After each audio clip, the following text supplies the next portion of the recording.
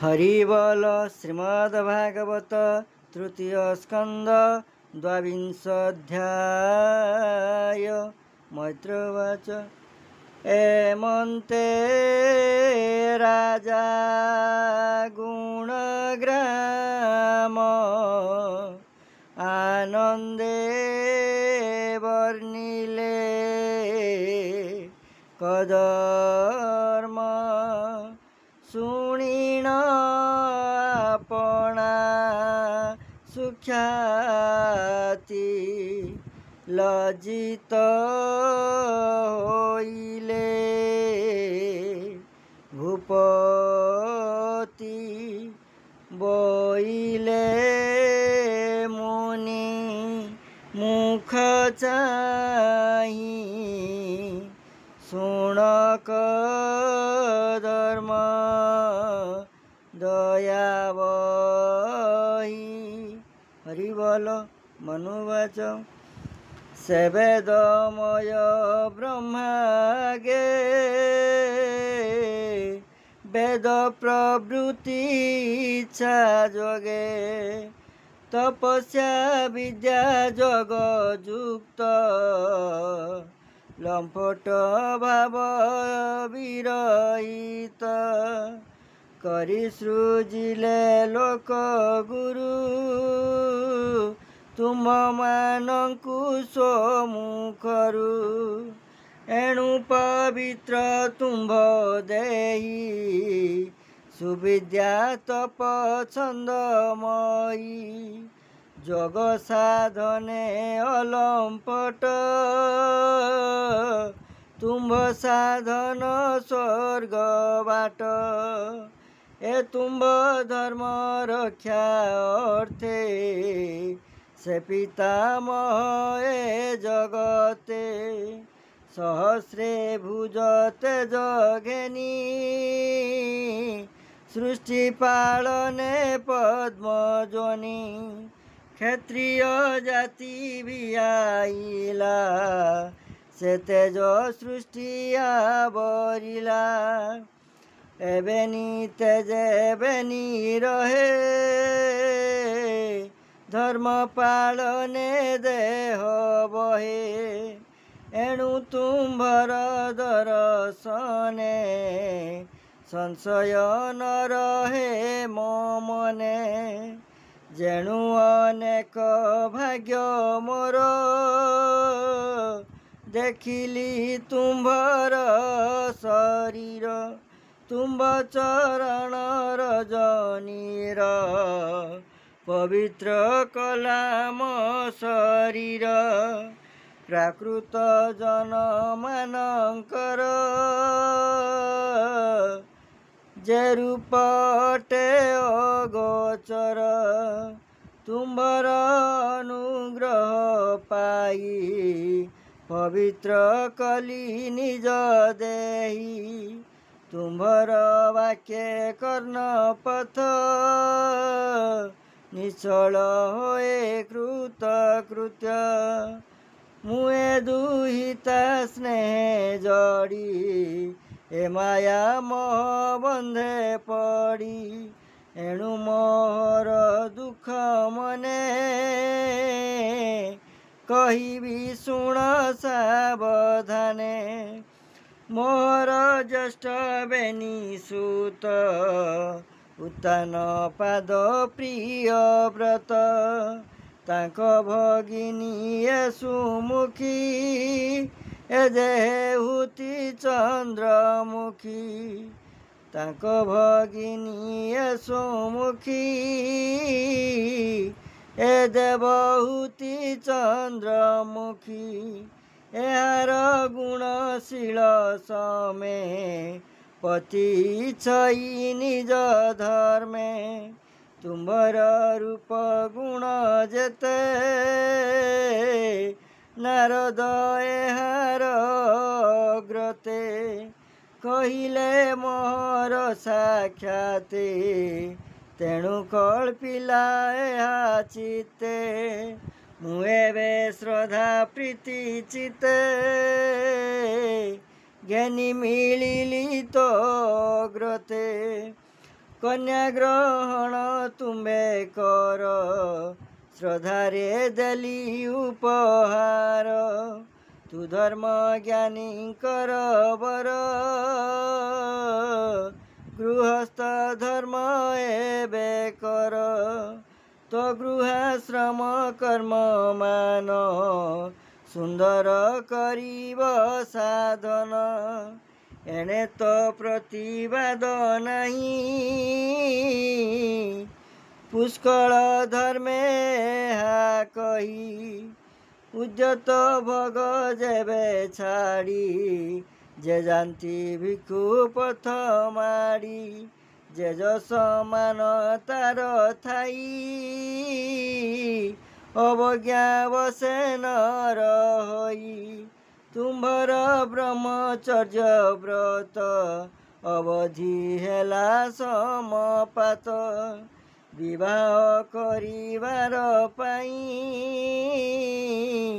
शुणिलु इच्छा बळी छई एबे तू गृह मेधी धर्म कर सफल ए उद्यम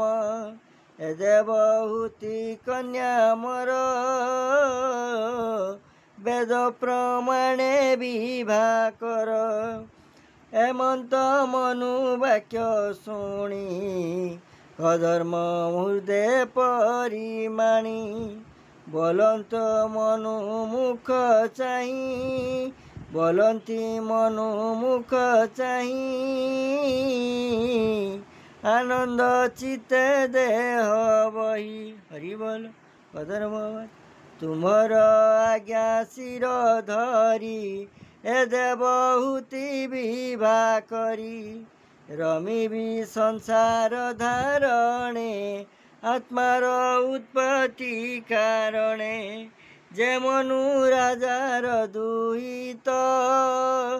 उत्तान पाद जार भ्रात ए गुणवती कन्या सार कियबा देवा पटांतर मोहर कर्मे ये विदित सुंदर गुण वर्ण युक्त एणु ए लालनाय ललाम एहार गुण अनुपम के ताहा छाड़ी अबा पारे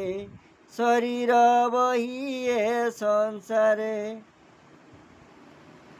करिबे द्वारा परिग्रह तुम्बे मोहरे स्नेह बह किंतु ए नियम मोहर शुण हे धर्म पालवर जावत एहा कले जात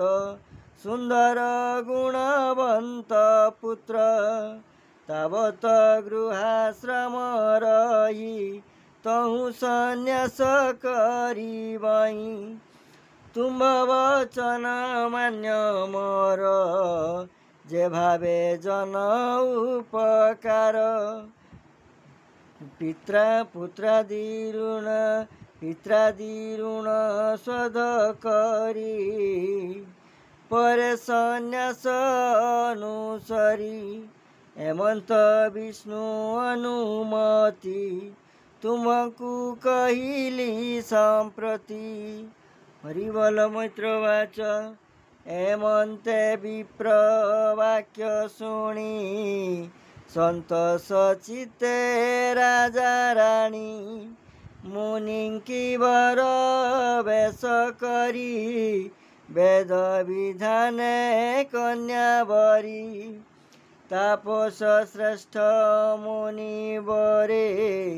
हरसे प्रफुल्ल अंतरे विवाह देई से उत्सुक अनेक देले जौतुक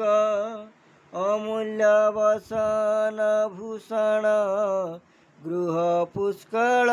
मही धन झिय जुआई प्रीति अर्थे से राणी देले बहुमते सकल देई मुनि जने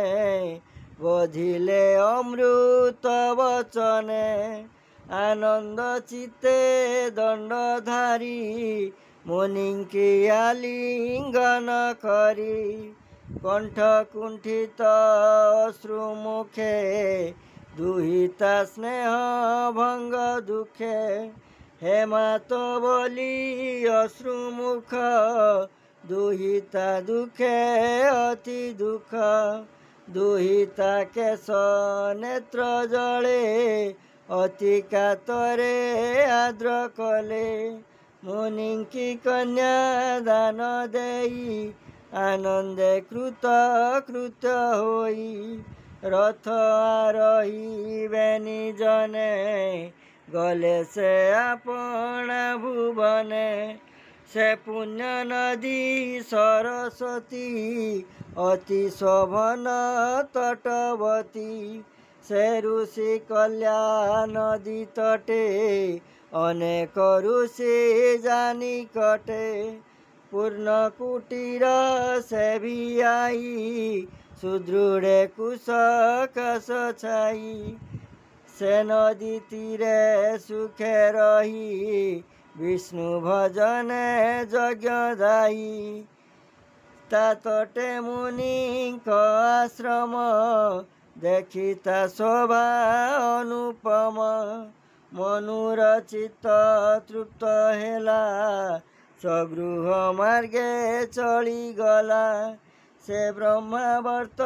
प्रजा जने मनु आसन्ते सबुवने हर से राजार अग्रते मिलिले वाद्य स्तुति रीते जानाता वही स्मृति पुरी तही विजय दंडधारी जाना वर्णी श्रुति पुरी तही विजय दंडधारी वराह अंगर कंपने रम पड़िला जेउ स्थाने से कुशकाश होई जाई नित्य हरिर तेज बई पूर्वे ऋषिए जेणे करी असुरंकर दर्प हरि जे यज्ञ विष्णु पाद तले यज्ञ पूजिले कमेले से मनुस्थान तही पाई यज्ञ पुरुष यज्ञ दाई पुर निर्मित कुशकाशे से स्थाने तापत्रय नाशे से गृहे पत्नी तुले रही संतति सह प्रिय वही कल्पित सुख वही भगे से प्रजा अर्थे रति रंगे स्वस्वर गीत नाद ध्वनि गंधर्वे स्त्री वृंद घेनी संगीत रस वीणा नादे ललित गीत अनुवादे प्रतिदिवस रात्रि अन्ते कृष्ण चरित हृदगते कर्णे शुणन्ति ध्यान करी चित्ते गोविंद भाव भरी निरते कृष्ण नाम घसे सेवेनी जने गृहवासे विष्णु चरित हृदय भरी नाम श्रवणे आशा करी से मनु जग माया भोगे थिले ताहाकु न लागे जाग्रत स्वप्न जे सुसुप्ति ताहाकु केही न बाधन्ति जेणु से हरि परायण अटई मनु नृपराण कृष्णर कर्ता करने कृष्णर कथा करने शुणे तारूप ध्यान परिमाणे मुखे रटंती नाम तार ता कथा कही निरंतर एमंते निज मनंतर जे जुग गणना व्यवहार एक सप्तति चतुर्जुगे होइला मनंतर भोगे ଏମନ୍ତେ ହରି ଭାବ କରି ତୃତୀୟତା ପୂଜେନି ସ୍ତରୀ ସେ ପୁଣି ମୁନିଙ୍କର ବୋଲେ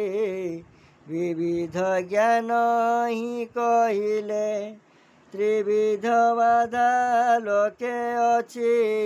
ଭକ୍ତଙ୍କୁ ନ ଲାଗଇ କିଛି ମନୁର ବାଧା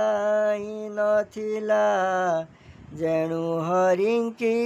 ଆଶ୍ରୟ କଲା ଶୁଣ ବିଦୁର ପୁଣ୍ୟ ଦେହା କହିଲି ପଚାରିଲୁ ଯାହା ସେ ଆଦି ରାଜ ମନୁ କଥା ଶୁଣନ୍ତେ ତୁଟେ ଭବ ବ୍ୟଥା ଏ ସୃଷ୍ଟି ଆଦିର କାରଣ ଏବେ ହୋଇ ମନୁ ବଂଶ ଶୁଣ ତୃତୀୟ ସ୍କନ୍ଧେ ଭାଗବତ କହିଲା ଦାସ ଜଗନ୍ନାଥ ହରି ବୋଲ ଇତି ଶ୍ରୀମଦ୍ ଭାଗବତେ महापुराणे परमहंस्यां संहितायां तृतीय स्कंदे द्वाविंशोऽध्याय हरि बोल जय जगत कृपालु परम दयालु नाथ नाथाय देव देवाय अज्ञानी मानू ज्ञान दियंतु प्रभु जगतर प्राणी मंगल वृद्धि करंतु कृपा करंतु कृपामय दया करंतु दयामय।